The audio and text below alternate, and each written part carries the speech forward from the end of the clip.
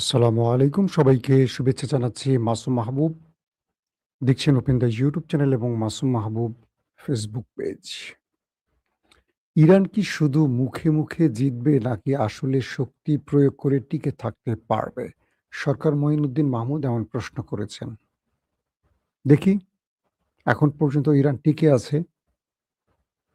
আমরা বাকি সময়টা দেখলে বুঝতে পারব। দর্শক, বেশ কিছু গুরুত্বপূর্ণ খবর নিয়ে বসছি। প্রথম গুরুত্বপূর্ণ খবরটি হলো ইরানে হঠাৎ করে রহস্যজনক বিমান হামলার ঘটনা ঘটেছে। আমেরিকা বলছে তারা এই হামলা করেনি।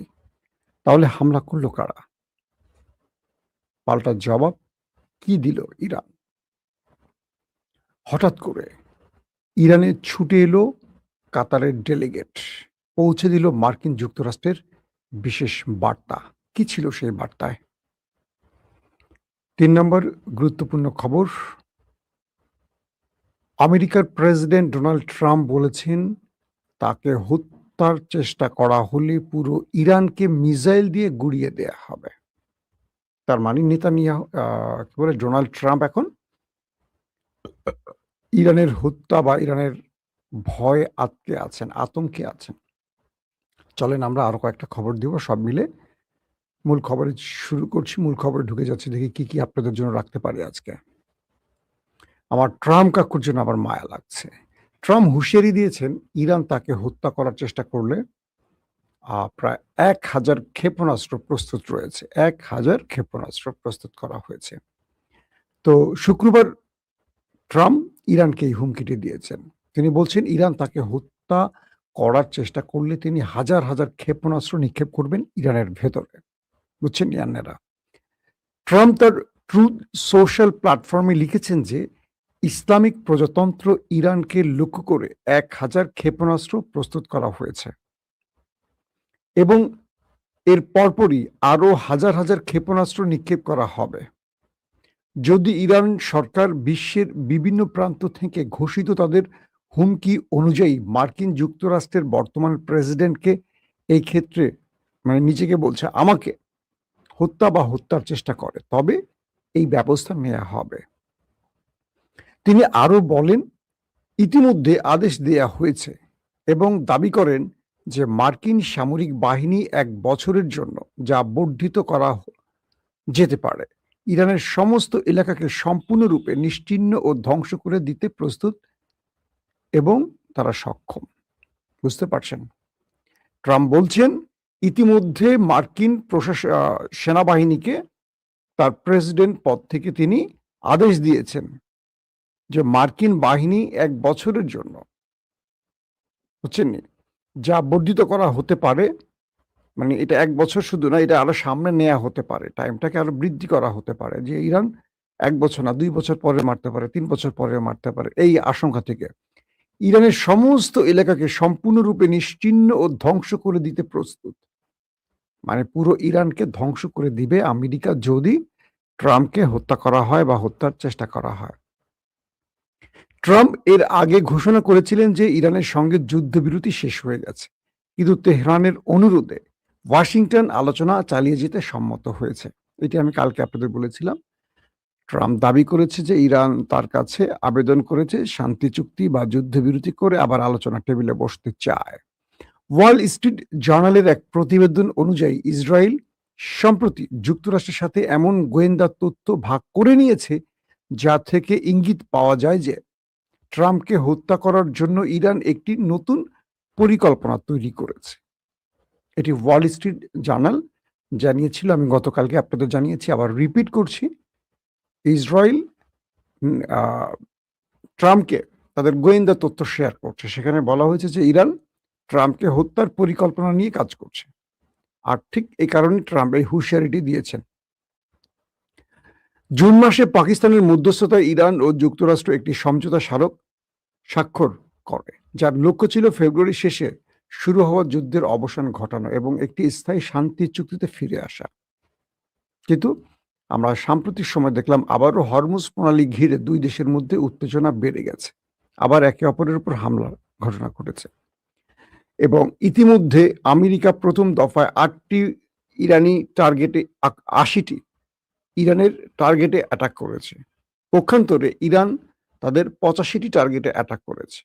পরের দিন মার্কিন যুক্তরাষ্ট্র তাদের 90টি টার্গেটে, ইরানের 90টি টার্গেটে অ্যাটাক করেছে। ইরান পক্ষান্তরে তাদের 100-র অধিক মার্কিন ঘাঁটির টার্গেট করে অ্যাটাক করেছে। এরপর আমেরিকা সুর নরম করে এবং তারা আলোচনার জন্য ইরানের সাথে বসার আহ্বান করে। পরপরই কাতারের একটা বিশেষ ডেলিগেট ছুটে যায় ইরানে। আসেন সেই খবরটা একটু দিচ্ছি আপনাদের। হঠাৎ করে কাতারের বিশেষ ডেলিগেট ছুটে আসে ইরানে এবং তারা ইরানের সাথে এই বিষয় 1-to-1 আলোচনা করে। বলা হচ্ছে যে মাসুম ভাই কাজ করতে করতে আপনার ভিডিও দেখছি, নাম কি? মাসুদ খান, ওকে। তো কাতারের ডেলিগেট ইরানে এসে তারা বলছে যে আপনাদের কি হলো? আমরা বারবার পরিশ্রম করে মধ্যস্থতা করে আপনাদের মধ্যে সমন্বয় করে দিচ্ছি, কিন্তু আপনারা বারবার সেই শান্তি চুক্তি লঙ্ঘন করে একে অপরের যুদ্ধে জড়িয়ে যাচ্ছেন কেন? ইরান কাতারকে বলছে আপনারাই তো মধ্যস্থতার মাঝে ছিলেন, তাই তো? তাহলে শান্তি চুক্তিতে আমাদের কি উল্লেখ ছিল? MOU-তে কি কি উল্লেখ ছিল, কি কি স্বাক্ষর করেছিল আমেরিকা? একটু মনে করেন, কাগজ হাতে নেন। সেখানে কথা ছিল হরমুজ প্রণালী পুরোটাই রক্ষণাবেক্ষণ ইরান করবে, নিরাপত্তা ইরান দেবে, এখান থেকে টোল বা মেইনটেনেন্স চার্জ ইরান নেবে। ছিল কিনা? কাতার বলছে ছিল। তাহলে আমেরিকা কেন ইরানকে অ্যাভয়েড করে সেখান থেকে ভিন্ন রুট তৈরি করে আমাদের চ্যালেঞ্জ জানাচ্ছে? 1। 2 নম্বর, কাতার ইরানকে বলছে যে আমেরিকা যদি আপনাকে অ্যাটাক করে আপনি আপাতত, ইরানকে বলছে আপনারা আপাতত একটু চুপচাপ থাকেন, কারণ একটা বড় যুদ্ধের পরিকল্পনা করছে শত্রুরা। কাতার ইরানকে বলছে একটা বড় মধ্যপ্রাচ্যে বড় আগুন লাগাতে চাইছে শত্রুরা। বুঝছেন তো? শত্রুটা হলো ওই যে আমাদের নেতা কাকুর দেশ। তো আপনারা সেই মধ্যপ্রাচ্যে ভয়ঙ্কর আগুন যদি নেভাতে চান বা লাগাতে না চান, তাহলে সংযত হতে হবে। ইরান আবার কাতারকে বলছে যে আমরা আমাদের লক্ষ্য অর্জনের জন্য যে বিষয়গুলো, যে MOU গুলো সিগনেচার করেছি তার প্রত্যেকটা আইন মেনে চলছে, কিন্তু আমেরিকা মানছে না। আমেরিকা খেয়াল খুশি মতো আক্রমণ করছে। আমরা পাল্টা জবাব দিচ্ছি, আমরা আক্রান্ত হলে জবাব দেবই। যদি আমরা জবাব না দেই সেক্ষেত্রে তো আমাদেরকে আরো পেয়ে বসবে, আমাদের উপর আরো বেশি তারা অ্যাটাক করবে। এরই মধ্যে কাতার আমেরিকাকে বলছে যে আপনি হরমুজে আপনি ইরানে অ্যাটাক করলেন কেন? আমেরিকা বলছে যে সাগরে জাহাজে অ্যাটাক করেছে তাই। কাতার বলছে অ্যাটাক তো ইরান করছে আমার জাহাজে, কাতার এবং সৌদির মোট 3টি জাহাজে অ্যাটাক হয়েছে। কাতার আমেরিকাকে বলছে আক্রমণ তো আমার জাহাজে করেছে, আপনার জাহাজে তো না। আমার জাহাজ আক্রমণ করেছে, প্রতিবাদ আমি জানাবো। আপনি কে প্রতিবাদ জানানো? আমি তো আপনাকে বলিনি যে আপনি ইরানে পাল্টা আক্রমণ করেন। এখন তো আমেরিকার কিছু বলার নাই, কারণ তাই তো ঘটেছে। বিষয়টা হলো কাতার, সৌদি এই দুটো দেশ চাইছে যেন এই যুদ্ধটা আর বড় ফ্রেমে না ছড়ায়, কারণ তারা বুঝতেছে এটা ইসরায়েলের খেলা। এতে করে শুধু ইরান না, পুরো আরব ধ্বংস হয়ে যাবে, কারণ ইরান ধ্বংসের আগে আরবগুলোকে সব ধ্বংস করে ফেলবে।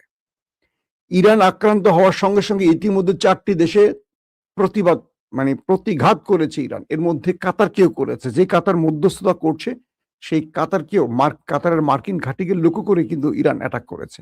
কাতারের কোনো সিভিলিয়ানদের উপর অ্যাটাক করেনি, মার্কিন ঘাঁটিকে লক্ষ্য করে করেছে। বাহরাইনে করেছে, নৌবহর, যে 5ম নৌবহর সেখানে করেছে। জর্দানে করেছে, মার্কিন সবচেয়ে বৃহৎ ঘাঁটির উপর টার্গেট করে ইরান অ্যাটাক করেছে। কুয়েতে করেছে, আল সালিম সহ কয়েকটি ঘাঁটিতে মোট 100-র অধিক টার্গেটগুলোতে ইরান অ্যাটাক করেছে এই 4টি দেশে। তো ইরান বলছে যে যদি আমেরিকা, ইতিমধ্যে ইরানের একটি গুরুত্বপূর্ণ রেল সেতু উড়িয়ে দিয়েছে আমেরিকা, এখান থেকে বাণিজ্যিক রুট তৈরি হয়েছে চীন এবং রাশিয়ার সাথে ইরানের। তারা খেলছে কিন্তু ইরানকে পঙ্গু করার জন্য। এই ব্রিজগুলো অনেক সময় নিয়ে করতে হয়। এটা ধরেন পদ্মা সেতু, কত বছরের সাধনা। এটাকে ধ্বংস করতে আমেরিকার লাগবে কয়েক সেকেন্ড। একটা মিসাইল মারবে, উড়ে গেল। কিন্তু এটা বানাতে কত টাকা গেল, কত সময় গেল, কত শ্রমিক তার ঘাম ঝরালো। তো আমেরিকা ইরানের এই গুরুত্বপূর্ণ স্থাপনাগুলোকে টার্গেট করছে। তো ইরান বলছে যে যদি তারা তাই করে তাহলে আমরা শত্রু তাই মানে সেখানেই আঘাত করব। এখন এটাই হলো সৌদি আরব আমিরাত বা এদের ভয়। কারণ ইরানের যেই গুরুত্বপূর্ণ জায়গাগুলো ধ্বংস করছে আমেরিকা, ইরান এখন গালফের সেই টার্গেটগুলোতে হিট করবে, কারণ সেখান থেকে আক্রমণ হচ্ছে। ইতিমধ্যে ইরানের পক্ষ থেকে জানানো হয়েছে সাম্প্রতিক মার্কিন অ্যাটাকে আবারও গোপনে মদত দিয়েছে আরেকটি আরব দেশ, তার নাম আরব আমিরাত, যারা ইরানের সাথে মধ্যস্থতা করছে, চুক্তি করছে। বলা হচ্ছে আরব আমিরাতের ঘাঁটি বা আরব আমিরাতের সহযোগিতা নিয়ে আমেরিকা অ্যাটাক করেছে। তো ইরান আরব আমিরাতকে উদ্দেশ্য করে বলছে আমরা সতর্ক করছি, আমরা জানি কে কোত্থেকে কি সহযোগিতা করছে। এইটুকু জেনেই আমরা এই লড়াইয়ের ময়দানে এখনো টিকে আছি। যদি আরব আমিরাত এই বিষয়টি অব্যাহত রাখে, সবচেয়ে বড় আক্রমণ আরব আমিরাতে হতে যাচ্ছে। মানে ইরান আরব আমিরাতকে সতর্ক বার্তা পাঠিয়েছে। তো অন্যদিকে মিস্টার ট্রাম্প তিনি পাঠিয়েছেন কাতারকে ইরানে। তিনি নিজে পাঠিয়েছেন, কারণ তিনি এক তার নিজের জীবনের হুমকিতে আছেন। দুই, তিনি ইরানকে বলছেন যে আমি হাজার হাজার মিসাইল প্রস্তুত করে রেখেছি, তুমি যদি আমাকে মারো আমি তোমার দেশ উড়িয়ে দিব। ইরান এতদিন ধরে যুদ্ধ চালিয়ে যাচ্ছে, তোমার হাজার হাজার মিসাইল উপেক্ষা করেই তো করছে না। তো তুমি তার সুপ্রিম লিডারকে মেরে দিয়েছো, তো ইরান সুযোগ পেলে তোমাকে উপরে পাঠাবে, স্বাভাবিক। এখন তুমি নিজের জীবনকে নিয়ে ভয় পাচ্ছ কেন আমার চাচ্ছু? ও চাচ্ছু, তুমি যখন মানুষকে মারো তখনও তার জীবন থাকে। তার ছোট নাতি, 14 মাসের একটা ছোট্ট ফুলের মতো নাতি, তার স্ত্রী, তার সন্তান, তার মেয়ে, তার ছেলে, তার পরিবারের এতগুলো লোককে তুমি মেরে দিয়েছো। আইআরজিসির টপ লিডারদের মেরে দিয়েছো, গোয়েন্দা প্রধান মেরে দিয়েছো, সেনা প্রধান মেরে দিয়েছো, নৌ প্রধান, বিমান প্রধান মেরে দিয়েছো। এত এত লোক যে মেরেছো, এটা শাস্তি কি তোমার হওয়া উচিত না? তো তোমাকে যদি কেউ টার্গেট করে, তুমি এখন নিজের জীবনের সংখ্যায় আছো কেন? নিজের জীবনের প্রতি মায়া, অন্যের জীবনের প্রতি মায়া নাই? ইরানে প্রায় 200 শিশুকে যে মেরে দিয়েছ, এই ছোট্ট শিশুদের অপরাধ কি ছিল? ছিল কোনো অপরাধ এই ফুলের মতো শিশুদের? ছিল না। তুমি যা খুশি করতে পারবা। তোমার মন চাইলে ভেনেজুয়েলার নিকোলাস মাদুরোকে তুলে নিয়ে আসবা। তোমার মন চাইলে আফগান ধ্বংস করে দিবা, মন চাইলে ইরাক ধ্বংস করে দিবা, সিরিয়া ধ্বংস করে দিবা। সেখানে মানুষের জীবনের কি মূল্য নেই? শুধু তোমার জীবনের মূল্য আছে, বুড়ো ভাতারাম। তো এখন যে প্রশ্নটি তৈরি হচ্ছে, ইরানের ভেতরে আসলে আক্রমণটা করেছে কে রাতে? আমেরিকা বলছে এই আক্রমণটি তারা করেনি। কারণ আমেরিকা বলছে যে আমরা ইরানের সাথে যে মধ্যস্থতার জন্য আলোচনা শুরু করছি নতুন করে, এই আলোচনার জন্য আমাদের আক্রমণ থামিয়ে দিয়েছি। তাহলে আক্রমণটা করেছে কে? আমেরিকা যখন বলছে যে আমরা এই আক্রমণ করিনি, তখন ইরান বলছে এই আক্রমণটি করেছে ইসরায়েল। আপনারা বুঝছেননি? আমেরিকা যখন বলছে এই আক্রমণটি আমরা করিনি, তখন ইরান নিজেই বলছে এই আক্রমণটি করেছে ইসরায়েল। এবার আমরা ইসরায়েলকে এর পাল্টা জবাব দেব। তার মানে এবার ইরানের সাথে মানে গোপনে যুদ্ধ বিমান পাঠিয়ে ইরানের মধ্যে বিমান অ্যাটাক করে পালিয়ে গেছে। প্রশ্ন হলো, যদি এটা আমেরিকা না করে, আবার নেতানিয়াহু আমেরিকার কাছ থেকে অনুমতি চেয়েছিল আক্রমণের জন্য, যে তুমি একা কেন মাঠে ট্রাম্প, আমিও তোমার সাথে নামতে চাই, আমাকে আক্রমণের অনুমতি দাও। তো ট্রাম্প নেতানিয়াহুকে বা ইসরায়েলকে ইরানে আক্রমণের অনুমতি দেয়নি, কারণ সে জানে যে ইসরায়েল জড়িয়ে গেলে এটা থামবে না, এটা বড় ফ্রেমে শুরু হবে। আর আমেরিকা মারবে থামাবে, মারবে থামাবে, আমেরিকার সেই ক্ষমতা আছে। আর ইসরায়েলকে তো মধ্যপ্রাচ্যের কেউ পছন্দও করে না। ইসরায়েলে মারুক, এটা কাতার, কুয়েত, সৌদি সবাই চায়, কিন্তু আমেরিকার সাথে সমস্যা জড়াতে চায় না। তো এই পরিস্থিতিতে ইসরায়েলের নেতানিয়াহুকে যখন আমেরিকা অনুমতি দেয়নি ইরানে আক্রমণে, তাহলে গোপনে তারা আক্রমণ চালিয়েছে ইরানে। প্রশ্নটি তাই আসে। তাহলে প্রশ্ন হলো, 2000-2500 কিলোমিটার দূর থেকে ইসরায়েল কি করে এসে আক্রমণ করলো এবং এটাকে ফুয়েল ট্রান্সফার কারা করলো? ফুয়েল দিল কে? রিফুয়েলিং করলো কারা? কারণ ইসরায়েলের প্রত্যেকটি যুদ্ধ বিমানকে তেল দিয়ে থাকে আকাশে আমেরিকার ফুয়েল ট্যাঙ্কার। তার মানে আমেরিকা জানে, স্বাভাবিক প্রশ্ন, কারণ ইসরায়েল ওখান থেকে উড়ে এসে এখানে অ্যাটাক করতে পারে না, তাকে পথে তেল নিতে হয়, যাওয়ার সময় বা আসার সময় তাকে তেল নিতে হবে। এই তেলটা ইসরায়েলকে কে দিয়েছে? নিঃসন্দেহে আমেরিকা, কারণ এই অঞ্চলে ইসরায়েলের কোনো তেলের ট্যাঙ্কার নেই, ফুয়েল ট্যাঙ্কার নেই, আছে আমেরিকার। তার মানে ইরান যে অভিযোগটি করছে, এই মধ্যরাতে হঠাৎ করে ইরানের ভেতরে কয়েকটা বিমান হামলার ঘটনা, এটার সাথে ইসরায়েল দায়ী। তবে নেপথ্যে আমেরিকা থাকার সম্ভাবনা অনেক বেশি। এখন ইরান বলছে তারা এটার শক্ত জবাব দেবে, অর্থাৎ গোপনে তাদের উপর যে বিমান হামলা হয়েছে তার জবাব ইরান দেবে।